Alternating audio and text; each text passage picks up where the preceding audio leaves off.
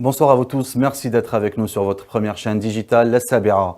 Cela fait plus de 2 mois que les Algériens fixent leur rendez-vous chaque vendredi dans les artères de toutes les wilayas du pays. Entre colère, optimisme et pessimisme, rien ne semble être diminué quant à leurs attentes persistantes. Nous sommes à la 9e semaine et il est bien trop tôt de crier victoire pour ces millions d'Algériennes et d'Algériens, selon eux il est nécessaire d'aller vers une installation d'état de droit. Chaque vendredi est un référendum pour ces milliers d'Algériens qui se rencontrent dans les rues d'Alger pour aller vers une deuxième république avec pour seul mot d'ordre démocratie dans tout son sens, comme cette compatriote qui est venue spécialement pour les manifestations. C'est mon premier vendredi ici, donc je tenais à participer avec mes compatriotes algériens parce que là-bas on bouillonne sur place, mais voilà, c'est pour participer, pour que tout le monde parte, aucun ne reste, aucun. Sauf que le mouvement refuse tout le monde, quiconque ayant travaillé avec le régime de l'ex-président Abdelaziz Bouteflika. Seulement si avec son départ cela a été la fin d'un règne, mais c'est encore loin d'être la fin du pouvoir pour les Algériens.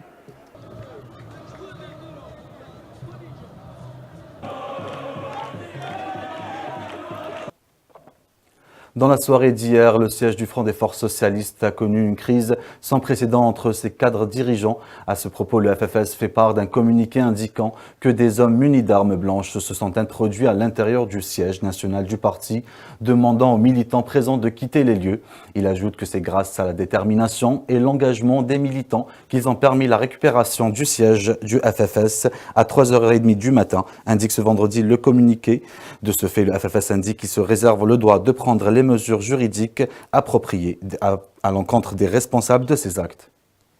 C'est dans un contexte particulier que la mobilisation citoyenne et des luttes des Algériens célébreront demain le premier mouvement social citoyen ayant secoué l'Algérie en 1980, mais aussi en 2001.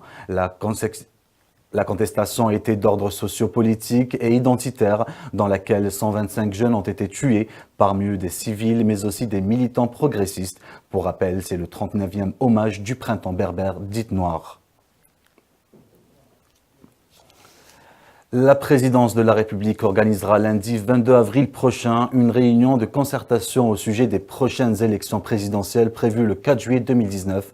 Elle impliquera tous les chefs de partis politiques, représentants de sociétés civiles, ainsi que des personnalités nationales et des juristes. La réunion visera principalement à la création d'une instance nationale de préparation et d'organisation de la prochaine élection. La réunion sera présidée par le chef d'État par intérim Abdelkader Ben Saleh et se tiendra au Palais des Nations. L'offensive de Maréchal Khalifa Haftar sur la capitale Tripoli est de plus en plus violente. La population civile désemparée par la violence des bombardements ont appelé à l'intervention de l'ONU.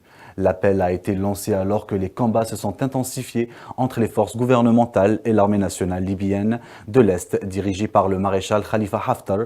Les combats ont fait au moins 250 morts, dont 18 civils et 913 blessés, d'après un bilan établi par l'OMS. Dans l'actualité sportive internationale de ce vendredi, nous retenons la belle performance de l'Étoile du Sahel en finale de la Coupe arabe des clubs Zaïd Champions Club. Le club tunisien a remporté la compétition devant le Hilal Riyad par 2-1. Karim Laribi a ouvert le score. Le club saoudien a égalisé plus tard sur un penalty par Baftim Bigomi. Mais la formation entamée par Roger Lemarie finalement mit la main sur le trophée avec le but victorieux dans les arrêts de jeu. L'Étoile du Sahel embauche ainsi 7,5 millions de dollars, montant de la prime du vainqueur du tournoi. Ainsi va l'actualité d'aujourd'hui. Merci de nous avoir suivis. Excellente soirée sur SABA.